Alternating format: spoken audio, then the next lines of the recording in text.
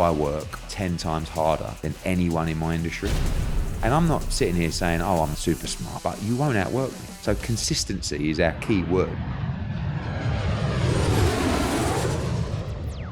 My name is Kolin Jones, and I'm the CEO of Amalfi Jets. Welcome to Above the Noise. Last season, I shared my story. Now, I'm back as host, sitting down with high performers, industry innovators, and outright game changers. Today's guest is a titan of sports promotion and someone that's transformed boxing and built a global empire. He now leads Matchroom Sports Group, an organization that's synonymous with unparalleled showmanship, all while navigating a relentless schedule that spans continents. Eddie Hearn, welcome to Above the Noise. Thanks for having me. Of course. Walk me through where you started. How did you get into business? How did you get that sales mentality? You know, my dad was a chartered accountant by trade. You know, he ended up working for a big investment fund and made an investment within a game called snooker, which is big in the UK and China. And he became a sports promoter. As he was finding some of that success, I was born. And I spent all of my early years, probably from the ages of 6, 7, traveling around at all these huge fights. And, you know, I was in the changing rooms, I was carrying out the belts, yeah. I was witnessing the arguments with Don King and, you know, and I was getting that free education without actually realizing it at the time. You know, we are ordinary people and not geniuses, but what we are is we're street smart and we can talk and we can sell. Sales is the greatest asset I think anyone can have. When I was at college and I was 15, just looking at ways to earn money outside of school, really. And one of those was to work for a window company, double glazing. And that was on the phone. And that was every night after school from like 6 p.m. till 8 p.m. You'd go into a room with like 50 other people. They'd give you a phone book, which is what we had in England back then, where you literally had everyone's name and address and phone number. It's crazy that these things were even allowed back then. And you would just go, they would say, tonight you're on K. So I'd go to K and I would phone up every, you know, so it would be like, you know, hello, Mr. I don't know, Kipper. My name's Eddie. I'm calling from Weathersill Windows in Romford and I'd like to have a conversation with you about double glazing windows. Most of the time they'd go, and don't call me again. Boom. And that was 90% of the calls. But then every now and again, so I go, look, I'm a bit busy at the moment. You know, look, I know you're busy, but can I ask you about, you know, your windows at the moment? Well, I've just actually had some new ones. Oh, really? Is that wood, aluminium, UV, PVC? Well, I actually had the wood. I don't want to give you bad news, but actually wood over time. Listen, I've got some salespeople in the area. They couldn't pop round tomorrow. I just want to show you these new aluminium windows. I think you're really going to like them. Long term, they're going to be great for you. Oh, you know, I'm a bit busy. My job was to get the sales team to go round there. So you were getting their foot in the door. Yeah. And when I did that, I'd get an extra £1 an hour, which is about $1.50, and £5 bonus, right? Which is about $7. But I didn't really care whether they were going to buy windows or not. All I had to do was get someone in. Yeah. You know, it's like, look, to be honest with you, I'm not really going to buy any windows. I know that, but honestly, it's 20 minutes. And what else are you doing tomorrow? I can tell this guy's old. They probably don't have a job. They're retired. They're just in the garden. They could do with a little bit of company, you know. And I was like, 3 o'clock, 20 minutes, 3 o'clock. Oh, go on then. Yes, go out, you know. And listen, in time, someone will go around. Then it's up to them. My job is done. But telesales and cold calling is the worst job in the world. And it's also the toughest form of sales. Would you say it's important to build that sales character and the kind of confidence? and also the element of rejection. Because for every rejection note down to, I've already got windows, they're wood, you would have a rejection list that this company would drill into you. I'm really sorry about that. But, you know, and then all these different things. And if they say that. But it was interesting to see just how that business worked. And I was really, really good at it. And, you know, I would work for my dad's company of selling advertising at events and sponsorship. I would sell programs at the events and at the boxing. And my dad is obsessed with money because he came from no money. Like, to the point where I just say to him, like, you're actually sick. And like, everything is about money. Every conversation is about money. So I've kind of been raised with the importance of that. And that's really what I do now in terms of the events, and especially around boxing, is I'm a storyteller. So I create a narrative that people can buy into and want to follow. And that's probably my biggest asset. And that allowed the people to get in the door. So cold calling still pretty predominant. I mean, we even kind of do that here. Same. On Yeah, that front. I mean, how does that build character and make you confident in yourself? because you are constantly being rejected. So life is about putting yourself in uncomfortable positions and situations. That's how you grow at what you do. Every single field, doesn't matter if you're an NFL player, you're a sales executive here, the more that you put yourself in those challenging positions, the better you will be at dealing with it. You know, I say about fighters all the time, that first ring walk that they make as a professional. Now you imagine you're walking down a tunnel, you've got, you know, it could be one of our shows, 80,000 people to walk into a ring to have a fight with another man. You'd be, you know, you'd be shaking. Mm. I mean, public speaking is probably one of my strongest assets when we're doing press conferences or whatever. And people say now, like, I never have a script and I never know what I'm going to say. But I sit there with 16 fighters and I go, welcome everybody. And I run through every fight on the card, every fighter, their career, their story, where they come from. But the first time I did it, I was shaking. You know, I had to sit on my hands like this when I was talking because I was, you know, so it hasn't always been like that. Mm-hmm. But the more you put yourself in that position, the better you're going to be. And that's the same with cold calling. You get a lot of people who start out and, you know, and they break. It's not for me. And then the ones that stay with it, day 2 is easier and day 10 is easier and day 30 is a lot easier, you know, and you just get used to the rejection. You get used to that environment. You get used to your emotion, how you feel. And yeah, it doesn't matter what industry you're in, what sport you're in. The more you put yourself in those positions, the better you will be. For a lot of entrepreneurs, right? I feel like, you know, a lot of them start in that kind of sales role. They build up that confidence and they go. Like, what would you say is like a really big tool for entrepreneurs to kind of have in their bag of experience when they're building their business? Resilience, kind of that relentless work ethic. I think you have to be passionate about what you do because you have to have almost a delusion to not be defeated. So, and I think that comes... Is that something that you have to be crazy to have, or... Yeah, I think most people, if you look at most people in a very successful field or industry, are heavily or have been heavily deluded, or certainly been called that. Yeah. I mean, we go back to Bezos and people like that. You honestly think that someone once was looking at Jeffrey Bezos and saying, I've got this idea, and they were going, seen that guy, Jeff, over there, he's on another planet. But that's, you have to have that vision. Mm-hmm. Like for me, the one thing, like our greatest asset away from the sales side is just work rate. I know I work 4, 5, 10 times harder than anyone in my industry. If you are consistent and you work as hard as you can, you can't fail. Now, if you have ability as well mixed in with that, and if you're smart enough, it's impossible for you to fail. Mm-hmm. And they're the non-negotiables. Like they're the stuff that you can control. So the consistency and the work rate, it's a little bit like going to the gym. Yeah. You know, and like that's on you. There's no excuses. Like you can't, you know, it didn't quite go my way. No, this is nothing to do with going your way. This is a non-negotiable. So if you do all those things, but it really comes with a passion for what you do, I think, because you can have a great work ethic and you can be consistent, you can work hard, but it's that sort of undeniable spirit of what you're doing that will stop you from turning away when the door's locked. Now, you know, as the business has grown, you're getting these billion-dollar streaming deals traveling around the country. How do you stay centered in yourself as you do that? I think that comes from a lot of your sort of upbringing and the values that you've been instilled with. I'm petrified of being too complacent, and I'm always my own biggest critic. So even if we do a huge show and make a load of money, or you know, I have this saying which is "this too shall pass," which is actually a saying from King Solomon. It's not Bible related, but it's actually designed for bad times, but it's not meant just for bad times.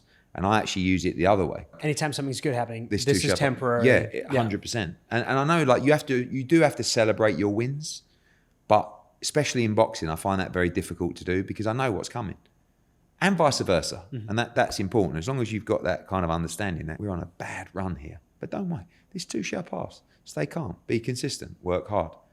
Wow, We are flying. We're unstoppable. Hey, this too shall pass.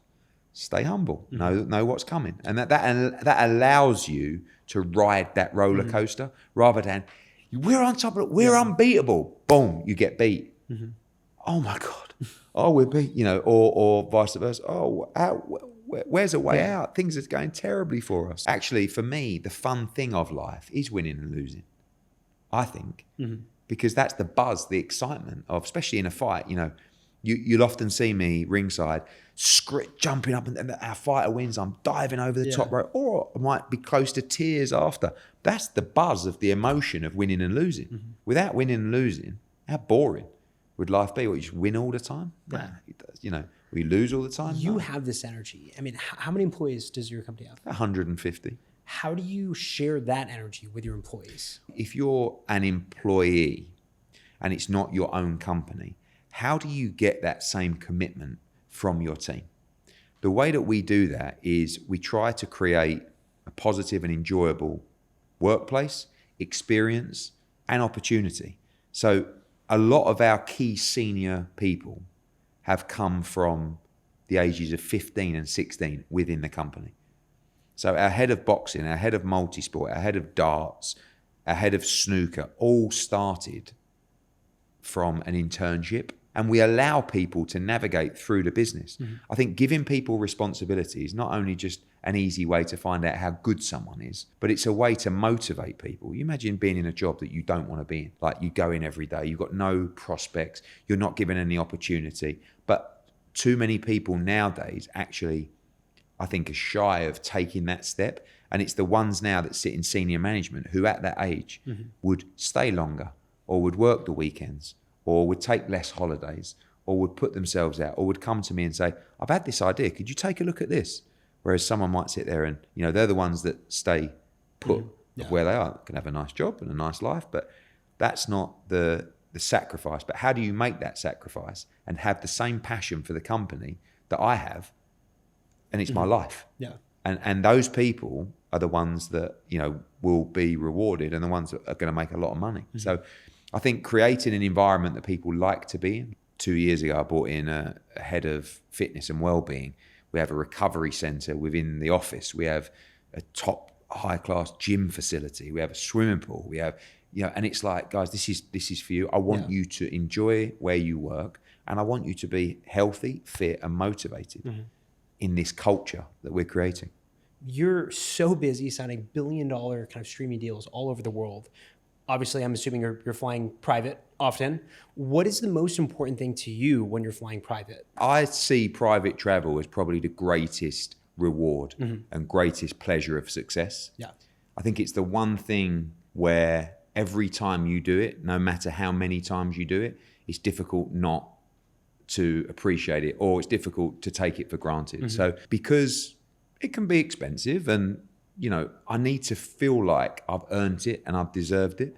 And you might say, well, the success of the company, or, your annual EBITDA tells you deserve it. Yeah. But I'm a little bit different in that respect. So I see it as a real reward and a real pleasure. I travel most weeks. So for me, the difference really is how seamless it can be in terms of that depletion of stress. I know that if I'm going to a normal terminal and I'm going through security, or I'm sitting at a gate, it's just a different experience of landing the other end and feeling completely different and revitalized and ready to go. You say that you reward yourself with flying private. That's a very refreshing opinion.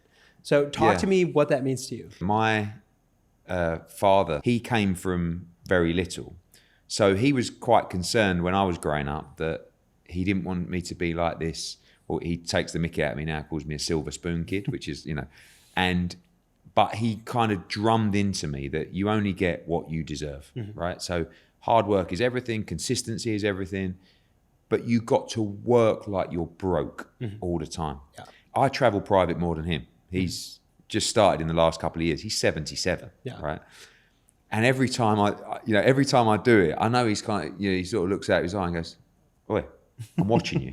don't get carried away. And it's like, even though the company is built to a huge business, the traits that we have in that respect are really not reflective of the size of the company. I think that centers you, because I feel like there's a lot of people that have like slow success builds character, fast success builds ego. And if you go into a really successful business like the one you have with, I'm going to fly on private jets, I want the biggest airplane, I want all the crazy stuff, like it's really easy to kind of let that get away from you.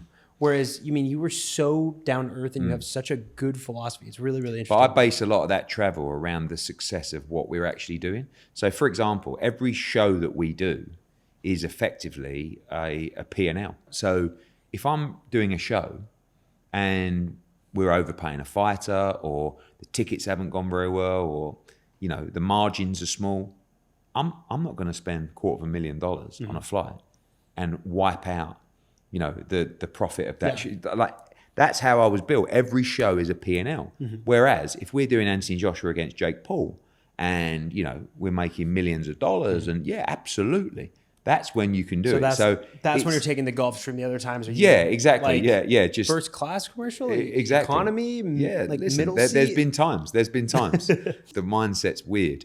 If something is not successful, I'm punishing myself in that respect. Where does that? So it's where like, does it come from? I don't know. Did your dad just from teach that? You that? Yeah, it's like you reward your success.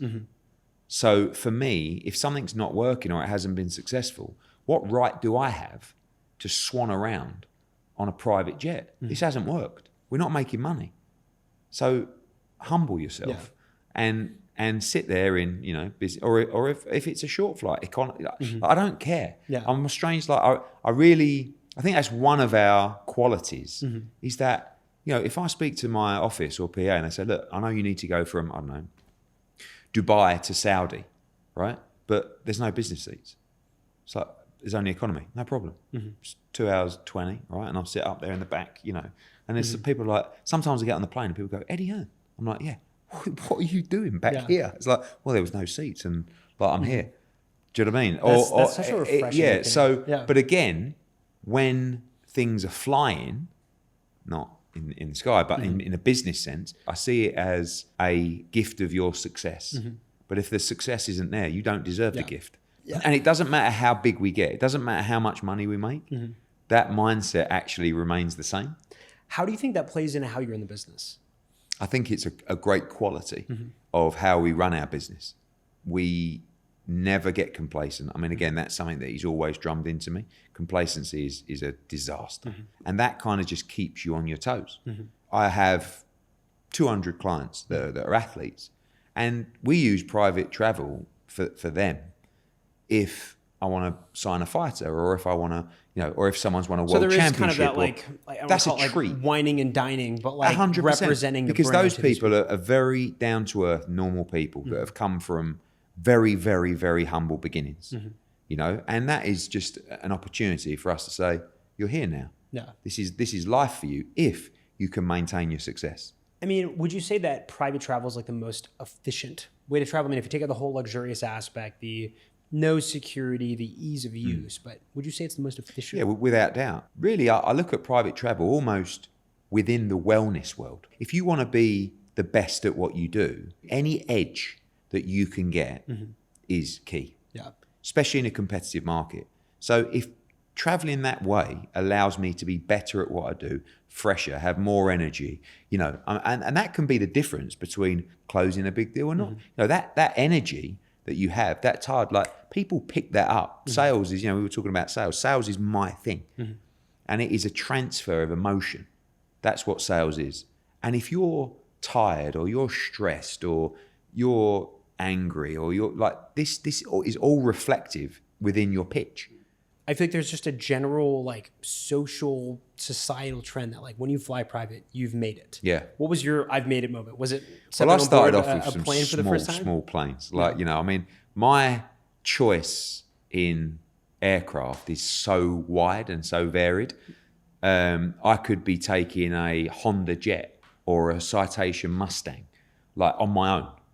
And then next thing, we could be on a Gulfstream, or, talk about Legacy 600. These are nice planes that I live in Monaco, and you're around a lot of good people and a lot of people with much more wealth than me the mindset's actually quite similar. You know, we'd be having coffee, you know, and the conversation comes on about, who do you use for travel, for jets, you know?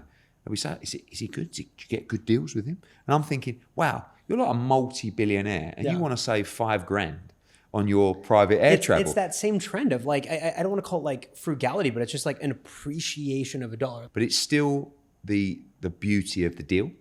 My brokers, I drive them mad, you know, because it will be like, I don't know, right, you're going to Monaco, it's 27,000. And I'll go, got to get it to 25. Like, I don't know, you got to, you know, and he'll come back, I got it to 26. Okay, let's go. Looking at the competitive advantage, right? You know, I say flying privates, it's a time machine. It allows you to do more.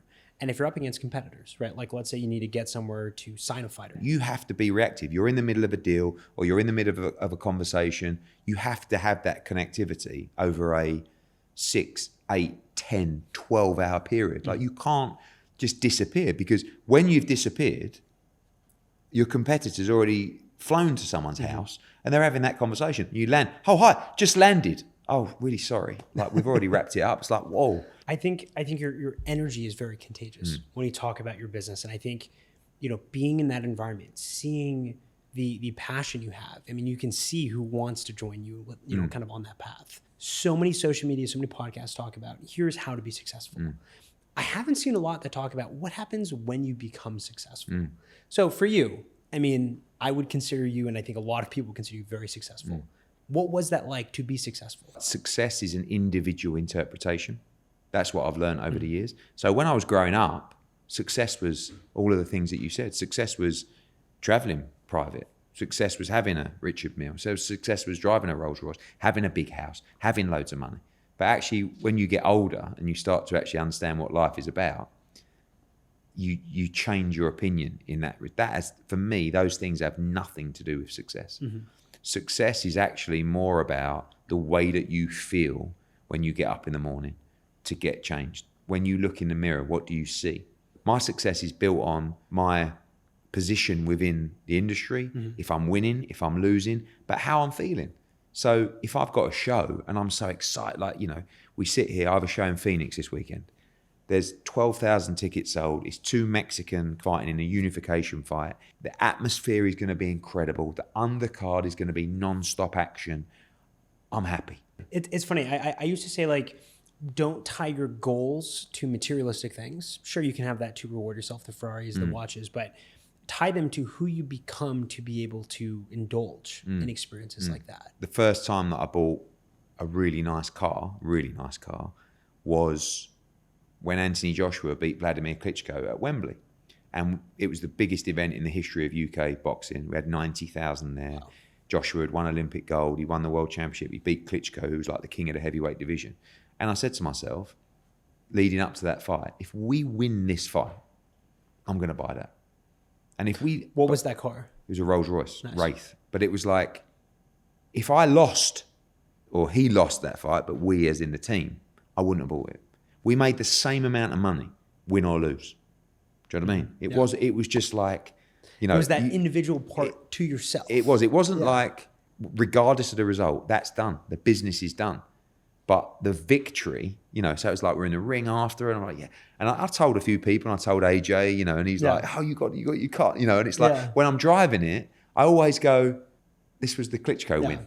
Do you know what I mean? I like that. So every time you see that car, you get behind the wheel, you're thinking of that. But that was a great moment, and we deserved that. You know, we won, we deserved it, the show did great, etc. So, you know, I think you need to reward yourself for those wins rather than losing touch with, well, I've got it anyway. What is your like ethos to marketing, and how do you transfer that energy? For me, when we talk about fight promotion, you have to engage the customer, the fan, into the storyline. Fighters have the most incredible story.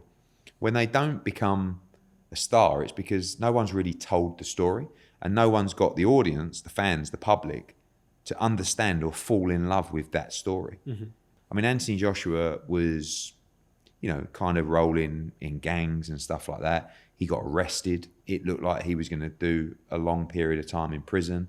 And he went to the local boxing gym because he thought to himself, well, I'm going to go to prison and I need to actually make sure that I'm ready to go to prison. When he went into the boxing gym, which, by the way, for people who haven't experienced that world, is the most amazing place. Like I say, you need to send your children to the boxing gym, not to be a fighter, but to understand all the things that is missing from children today. Discipline, respect, manners, hard work, mental health, physical health, understand winning, losing, a community, different cultures, different people. And those coaches, they can become a real lifeline to direct someone's life. So when Anthony Joshua went into the boxing gym, one, he was quite good and he sort of stood out straight away. But all of a sudden, he had that regimental lifestyle. Anthony, you coming back tomorrow? 7 p.m. Don't be late. Yes, coach. Turns up. And all of a sudden, he got, by the grace of luck or God, he got just some community service and some time. And then a year later, he won a national championship. Then he's in the England team. Then he wins Olympic gold. Wow. Then he's world heavyweight. I mean, life is a crazy way of sliding doors. So that gave him that upbringing. And then now hearing that story, when I see him fighting, it's entirely different than, he's just fighting. No, It's like I'm seeing all of that kind of come to culmination. But boxing changed his mindset and ethos of life. So all of his greatest qualities came through boxing and came through sport. When you took over as chairman, what was that like to architect the future of the company? So there are so many different levels and layers to success of a business. My dad built the business from a broom cupboard, right, under a snooker hall, and there was 2 of them. I think one of the most impressive things, and particularly when you talk about, again, Bezos and loads of other examples as well, is to keep evolving through the layers and the levels. So how do you be this geeky character, right, who is like this backstreet delivery, right, and all of a sudden go through the levels to a point where, we become a national business, and we and then all of a sudden, we're a stock listed company, and we're the biggest company in the world. That's what I find so interesting. And my job when I took over was to go through those levels. Like, we built the business to a level that my dad could never fathom. Right? Oh my God! Like, what? We're 100% family owned. We did a minority investment deal where we don't have to sell any piece of the company. But to get to that next level and that layer, we're going to offset some money. We're going to bring in the right partners. We're going to make a little bit of a global push. And we will, I think within 5 years, I think we'll be a stock listed company as well, if we choose to do it. Me and my dad were so competitive growing up. And when I was growing up, not a lot of people knew my name. They knew me as Barry's son or Barry's boy. And at the time, I thought it was quite cool because I was like 14 or 15. Do you know who my dad is? Yeah, he's a boxing promoter. And then as you start thinking, I actually want to achieve something in my own right, I'm like, I've got to outperform him. I've got to be better than him. I've got to take this company to a level that actually he probably couldn't take it to. So now, he's 77. He's president. He's supposed to be semi-retired, but I stole his office. But I still see him in the office most days when I'm there. And it's a part of his life. So, I think my challenge is to I want to be better than him. And we joke now because when people see him out, everyone goes, "Oh, you're Eddie's dad," cool. rather than, so it's a bit of a full circle. So I feel like we're on the way. One thing that's really, really common among so many entrepreneurs is never being satisfied. Would you say that you're satisfied? I also did a podcast some years ago for the BBC, and everybody that I was speaking to, it was mainly athletes, but every high performer said the same thing, which is basically, I'm never satisfied. And it's actually, you got to be a bit careful because life can pass you by very quickly. And the amount of big nights and big moments I've had, like Joshua against Klitschko is a great example. Actually, when I was driving home, I was just thinking about what's next. I was thinking about what's next for Joshua. Rather than, I didn't Sunday have a big party and loads of champagne and we did it. And it is a little bit sad in that respect, but it's so reflective of all those high performers said the same thing. Mo Farah, who won double Olympic gold. When I stood on the podium, don't get me wrong, I was thinking, wow, but I was like, oh, you got that meet in 2 weeks and you've got to run faster then. And Frank Lampard won the Champions League football. He was like, I lifted the Champions League like as a kid. This trophy was everything. And as I put it in the air, I was like, right, that's that then. My first solo flight when I was getting my pilot's license was 172 at Van Nuys. And my dad has a photo of me about to take off, and there's a G650 parked right behind me. And I remember looking at the photo, and I'm like, wow, I've made it when I've flown in a G650. First time I've flown a G650, parts of the FBO door opens, G700 parks next to me. And I'm like, oh my God, it never ends. Because I'm looking at that, and I'm like, I wasn't on a G700. But it does never end. I mean, that you have to understand that, because you can sit there and you can say, oh, this is great, but we got to do that now. And then you do that, and then there's always another layer. There's always another level. So I can't tell you if it's the right thing to do or not to chase those levels, because you're chasing a never-ending finish line. But I guess that's just the drive to keep going and keep raising the bar. So don't lose that, but recognize those different moments. Would you say to people that are building don't business? lose that, but recognize the journey and take the moments of gratitude and try and. I've over the last few years, I've really tried to just, sometimes, because I've done shows before, I can't, I have to really think back and go, geez, did that happen? Yeah. We broke the record for the biggest indoor crowd in boxing history with Canelo Alvarez, Dallas Cowboys, Jerry Jones, with 77,000 indoor, during COVID, off the back of COVID. And it's like, when I actually think back, I can remember it all, but it's cloudy, So now I'm just trying to sort of just open my eyes a little bit. In boxing, there's a lot of coaches say something like, eyes wide open. So when you get in the ring, it's like, what that means is be aware of what's happening. And so many kids these days, I say it to my own kids, because they're just walking around like zombies. On the phone, it's like, guys, just, do you see where you are? What? Oh, wow, yeah, that's nice. Wow. It's like, yeah. So eyes wide open is something like just being in the moment and appreciating the things around you and trying to take more photos. Yeah. Because when I'm on a plane, I do that. I go through my camera roll all the time, because I could have 3 or 4 weeks going to 6 or 7 different countries or cities and doing stuff. And I'm like, to let that pass by. Yeah. Wow, that was crazy. Can't believe that was the last 4 days. Eddie, it was fantastic to have you here on Above the Noise. I think the biggest thing that stands out to me is your just resilience consistently, never being satisfied and being so humble when it comes to rewarding yourself. So I loved chatting with you, and I look forward to hopefully continuing this conversation. Thank you for having me. And to our audience, thank you for being here. It was great to chat all things sports, business, and connectivity. Joining us on the next episode of Above the Noise, Stephanie Getz. My guest lived 3 different lives, from a decade in broadcast news, a successful executive coaching business, and being a charter pilot at a charter company. I was flying in single pilot, and this is all blowing snow, and we're getting lower and lower and lower, and I can barely see the ground below me. It's a business jet, and there's nobody else in the airplane but me.